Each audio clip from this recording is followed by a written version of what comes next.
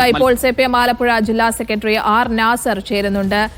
ശ്രീ നാസർ, ഇപ്പോൾ ആലപ്പുഴയിൽ തന്നെ മുതിർന്ന നേതാവ് CPMന്റെ മുതിർന്ന നേതാവ് നടത്തിയ ഒരു പരാമർശത്തിൽ അദ്ദേഹത്തിനെതിരെ കേസ് എടുക്കേണ്ട സാഹചര്യത്തിലേക്ക് വരികയാണ് കാര്യങ്ങൾ. അപ്പോൾ പാർട്ടിയുടെ ഔദ്യോഗിക പ്രതികരണം എന്താണ്?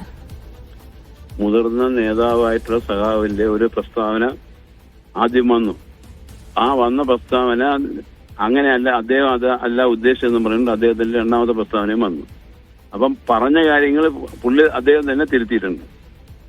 ഇങ്ങനൊരു പ്രശ്നത്തിന്റെ പേരിൽ ഒരാളൊരു പ്രസ്താവന കൊടുത്തു കഴിഞ്ഞാൽ, അല്ലെങ്കിൽ ഒരു പ്രസ്താവന പ്രസംഗം നടത്തി കഴിഞ്ഞാൽ അതിന്റെ പേരിൽ കേസ് എടുക്കുമ്പോഴത്തേക്ക് ഒരു അന്വേഷണം നടത്തണമല്ലോ. അന്വേഷണം നടത്തി പ്രാഥമികമായി എന്തെങ്കിലും തെളിവുണ്ടെങ്കിലല്ലേ FIR ഇടാൻ പറ്റുള്ളൂ. അങ്ങനെ ഒരു അന്വേഷണത്തിൽ എന്തെങ്കിലും തെളിവ് കിട്ടുമോ? ഇല്ലാത്ത ഒരു കാര്യമാണ് അദ്ദേഹം പറഞ്ഞത്. അങ്ങനെ സംഭവമേ ഇല്ല. അദ്ദേഹം തന്നെ പറഞ്ഞല്ലോ, അങ്ങനെ സംഭവമില്ല. ബാലറ്റ് പേപ്പർ കൊണ്ടുവരുന്ന ഏർപ്പാടുമില്ല, അത് പൊട്ടിക്കുന്ന ഏർപ്പാടുമില്ല, അതിനകത്ത് ഒട്ടിക്കുന്ന ഏർപ്പാടുമില്ല. ഇതൊന്നും തന്നെ നടന്നിട്ടില്ല, ഇല്ലാത്ത കാര്യങ്ങളാണ് എന്ന് അദ്ദേഹം തന്നെ പറഞ്ഞു, പരസ്യമായി പറഞ്ഞു കഴിഞ്ഞു. അങ്ങനെ പറഞ്ഞ ഒരു സംഭവത്തിൽ വീണ്ടും ഒരു അന്വേഷണം നടത്തിയിട്ട് പ്രാഥമികമായ ഒരു തെളിവ് പോലും ഇല്ലാതെ എങ്ങനെയാണ് FIR ഇടുക? FIR ഇട്ടത് തന്നെ ശരിയായില്ല. അതാണ് എന്നെ സംഭവിച്ചിട്ടുള്ളത്. അദ്ദേഹം തന്നെ പറഞ്ഞ് തിരുത്തി കഴിഞ്ഞു. ഇല്ലെന്ത്?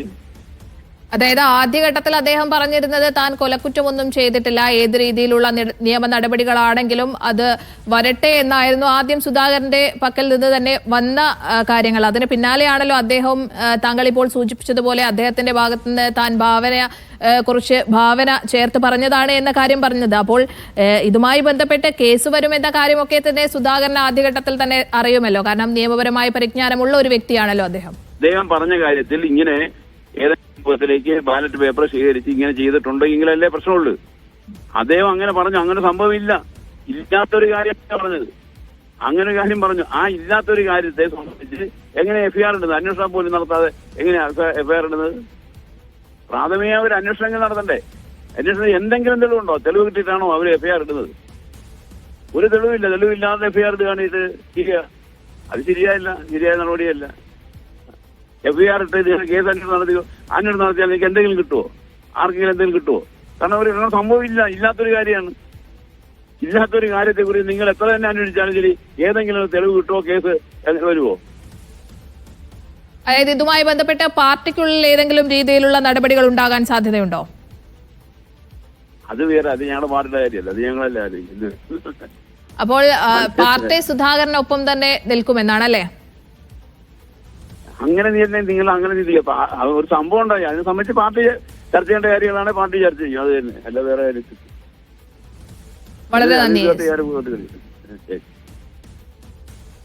വളരെ നന്ദി ശ്രീ ആർ നാസർ. ഇതുമായി ബന്ധപ്പെട്ട് പാർട്ടിക്കകത്ത് ഏതെങ്കിലും രീതിയിലുള്ള നടപടികൾ ഉണ്ടാകുമോ എന്ന ചോദ്യത്തിന് അദ്ദേഹം പറഞ്ഞത് അത് പാർട്ടി ബന്ധപ്പെട്ട കേന്ദ്രങ്ങളിൽ ചർച്ച ചെയ്യും, അതിനുശേഷം തീരുമാനം എടുക്കുമെന്നാണ്. നിലവിൽ അദ്ദേഹം പറയുന്നത് FIR ഇത്തരത്തിൽ ഒരു പരാമർശത്തിന്റെ പേരിൽ തെളിവുകളൊന്നുമില്ലാതെ FIR ഇട്ട നടപടിയെയാണ് അദ്ദേഹം ചോദ്യം ചെയ്യുന്നത്.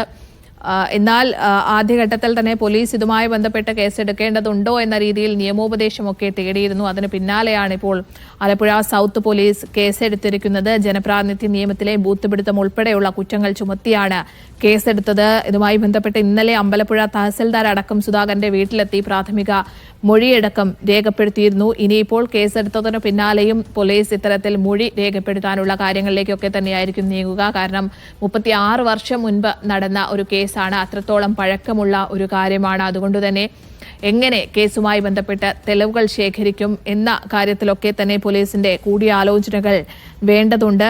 അതോടൊപ്പം തന്നെ അന്ന് സ്ഥാനാർത്ഥിയായിരുന്ന ദേവിദാസ് അടക്കമുള്ള ആളുകൾ സുധാകരനെ തള്ളിപ്പറയുന്നുണ്ട്. ഇത്തരത്തിലൊരു കാര്യം നടന്നിട്ടില്ല, എന്തുകൊണ്ടാണ് സുധാകരൻ അത്തരത്തിൽ ഇങ്ങനെയൊരു അഭിപ്രായ പ്രകടനം നടത്തിയത് എന്നാണ് അദ്ദേഹം അടക്കം ചോദിക്കുന്നത്. അതുകൊണ്ട് തന്നെ ഈ വ്യാജരേഖ ചമയ്ക്കൽ അടക്കമുള്ള കുറ്റങ്ങൾ ചുമത്തി കേസെടുക്കുമ്പോൾ അത് എങ്ങനെ തെളിയിക്കും, അതിനുള്ള തെളിവുകൾ എങ്ങനെ ഹാജരാക്കും എന്ന രീതിയിൽ വിശദമായ ഒരു അന്വേഷണം തന്നെ ഈ ഘട്ടത്തിൽ വേണ്ടിവരും. 1989 ലോക്സഭാ തെരഞ്ഞെടുപ്പിൽ ആലപ്പുഴയിലെ CPM സ്ഥാനാർത്ഥിക്ക് വേണ്ടി തപാൽ വോട്ടുകൾ പൊട്ടിച്ച് തിരുത്തി എന്നായിരുന്നു സുധാകരന്റെ പ്രസ്താവന. NGO യൂണിയന്റെ സംസ്ഥാന സമ്മേളനത്തിന്റെ വേദിയിലായിരുന്നു അദ്ദേഹം ഇത്തരത്തിൽ ഒരു പ്രസ്താവന നടത്തിയത്. യു ഷൈജു വിവരങ്ങൾ പങ്കുവയ്ക്കാൻ ചേരുന്നുണ്ട്. ഷൈജു, സുധാകരനെ പറ്റി പറയുമ്പോൾ പല ഘട്ടത്തിൽ പാർട്ടിയെ വലിയ കുരുക്കിലാക്കിയിട്ടുണ്ട്, പ്രതിസന്ധിയിലാക്കിയിട്ടുണ്ട് അദ്ദേഹത്തിന്റെ ഓരോ വാക്കുകളും. ഇപ്പോൾ ഈ അദ്ദേഹത്തിന്റെ ഒരു വാവിട്ട വാക്ക് അദ്ദേഹത്തെ മാത്രമല്ല പാർട്ടിയെയും വലിയൊരു പ്രതിസന്ധിയിലേക്ക് കൊണ്ടുപോകുമല്ലോ. ഇപ്പോൾ ആർ നാസർ അടക്കം പറയുന്നത് ഇനി നടപടികൾ എന്തെങ്കിലും ഉണ്ടാകുമോ എന്ന ചോദ്യത്തിന് അദ്ദേഹം പറയുന്നത് അത് പാർട്ടിയിൽ ആലോചിച്ച് തീരുമാനിക്കുമെന്നാണ്. ഇനിയിപ്പോൾ ആലപ്പുഴയിലും അല്ലാതെ തന്നെ പാർട്ടിയിലും എന്തൊക്കെ ചലനങ്ങൾ ഉണ്ടാകും?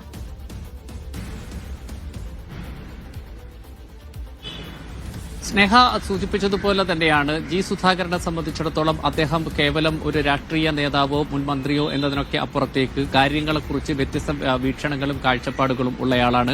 ആ കാഴ്ചപ്പാടുകളും വീക്ഷണങ്ങളും ഒക്കെ അദ്ദേഹത്തിന്റേതായ ശൈലിയിൽ നാട്ടുകാരോട് പങ്കുവെക്കുന്ന ഒരു രീതിയും അദ്ദേഹത്തെ സംബന്ധിച്ചിടത്തോളം ഉണ്ട്. കഴിഞ്ഞ കുറെ നാളുകളായി അദ്ദേഹം CPM-നകത്ത് അദ്ദേഹം പ്രായം പരിധി നിശ്ചയിച്ചതിന് ശേഷം സംസ്ഥാന നേതൃത്വത്തിൽ നിന്ന് ഒഴിഞ്ഞ് അദ്ദേഹം ബ്രാഞ്ച് നേതൃത്വത്തിൽ ബ്രാഞ്ച് തലത്തിൽ പ്രവർത്തിച്ചുകൊണ്ടിരിക്കുന്ന ഒരാളാണ്. അത് അദ്ദേഹത്തെ സംബന്ധിച്ചിടത്തോളം വ്യക്തിപരമായി പലതരത്തിലുള്ള നീരസം അദ്ദേഹം പ്രകടിപ്പിക്കുകയും ചെയ്തിട്ടുണ്ട്. കാരണം പ്രായം അല്ല, അത് കർമ്മശേഷിയാണ് ഒരാളുടെ പ്രധാനപ്പെട്ട കാര്യം എന്ന് പറഞ്ഞ് പാർട്ടിക്ക് നിലപാടിനെ പരസ്യമായി ചോദ്യം ചെയ്യുകയും ഒക്കെ ചെയ്തിരുന്നു. പല സന്ദർഭങ്ങളിലും ഈ സ്നേഹ സൂചിപ്പിച്ചതുപോലെ പാർട്ടിയെയും മുന്നണിയെയും ഒക്കെ വെട്ടിലാക്കുന്ന തരത്തിൽ അദ്ദേഹത്തിന്റെ പ്രസംഗങ്ങൾ ഉണ്ടാവുന്ന സന്ദർഭങ്ങളിലൊക്കെയും രാഷ്ട്രീയ പ്രശ്നമായി അത് മാറുകയായിരുന്നു. രാഷ്ട്രീയ പ്രശ്നമായി മാറുമ്പോൾ രാഷ്ട്രീയ മേഖലകളിൽ അത് വിവാദമുണ്ടാക്കുകയും പാർട്ടി അതിന് പ്രതിരോധം തീർക്കുകയും ഒക്കെ ചെയ്തിരുന്നു.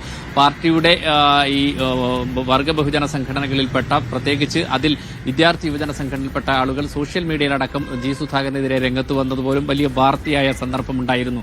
SFIയുടെ പ്രഥമ പ്രസിഡന്റായിരുന്ന അദ്ദേഹത്തിന് ആലപ്പുഴയിൽ നിന്ന് ഈ അടുത്ത് മറ്റൊരു പ്രസിഡന്റ് ഉണ്ടായപ്പോൾ അദ്ദേഹം കൊല്ലം നിന്നുള്ള പ്രസിഡന്റാണ്, അതുകൊണ്ട് അദ്ദേഹം ആദ്യ പ്രസിഡന്റ് അല്ല എന്ന് പറയുന്ന തരത്തിലേക്ക് വരെ SFIയുടെ ഇപ്പോഴത്തെ നേതാക്കന്മാർ മാറുന്ന തരത്തിൽ അദ്ദേഹത്തിനെതിരെ ആക്ഷേപങ്ങൾ ചൊരിയുന്ന, സോഷ്യൽ മീഡിയയിൽ ആക്രമണം നടത്തുന്ന കാര്യമൊക്കെ ഉണ്ടാവുകയും ചെയ്തു. അതിനെതിരെ അദ്ദേഹം പ്രതികരിക്കുകയും ചെയ്തു. പക്ഷേ ഈ സംഭവം കുറച്ചുകൂടി പ്രശ്നം വഷളായി എന്നാണ് അദ്ദേഹത്തെ സംബന്ധിച്ച് പറയേണ്ടി വരുന്നത്. കാരണം സാധാരണ രാഷ്ട്രീയ വിവാദങ്ങൾക്കാണ് അദ്ദേഹം തിരികൊളുത്തുന്നതെങ്കിൽ അദ്ദേഹത്തിന്റെ പ്രശ്നം രാഷ്ട്രീയ പ്രശ്നം മാത്രമായി മാറാതെ അതൊരു നിയമ പ്രശ്നത്തിലേക്ക് കൂടി മാറിയിരിക്കുന്നു എന്നാണ്. കാരണം രാജ്യത്തെ ജനാധിപത്യ പ്രക്രിയയിൽ ഏറ്റവും സുതാര്യവും രഹസ്യാത്മകമായി ഒക്കെ നടക്കേണ്ടിയ ഒരു തെരഞ്ഞെടുപ്പ് പ്രക്രിയയിൽ താൻ കൈകടത്തി എന്ന ഒരു പരസ്യമായ പ്രഖ്യാപനം, അതൊരു വെളിപ്പെടുത്തൽ പോലെയാണ് അദ്ദേഹം നടത്തിയത്. 1989 നടന്ന ലോക്സഭാ തെരഞ്ഞെടുപ്പിൽ ആലപ്പുഴയിൽ മത്സരിച്ച കോൺഗ്രസ് നേതാവ് വക്കം പുരുഷോത്തമനെതിരെ അന്നത്തെ സർവീസ് സംഘടനാ നേതാവായിരുന്ന, അതായത് കേരള സ്കൂൾ ടീച്ചേഴ്സ് അസോസിയേഷന്റെ KSTയുടെ നേതാവായിരുന്ന KV ദേവദാസാണ് മത്സരിച്ചത്. അദ്ദേഹം വോളണ്ടറി റിട്ടയർമെന്റ് എടുത്തിട്ടാണ് മത്സരരംഗത്തേക്ക് വന്നത്.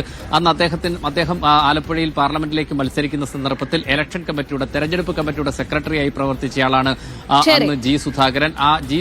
ആ തെരഞ്ഞെടുപ്പ് കമ്മിറ്റിയുടെ സെക്രട്ടറിയായി പ്രവർത്തിക്കുന്ന സന്ദർഭത്തിൽ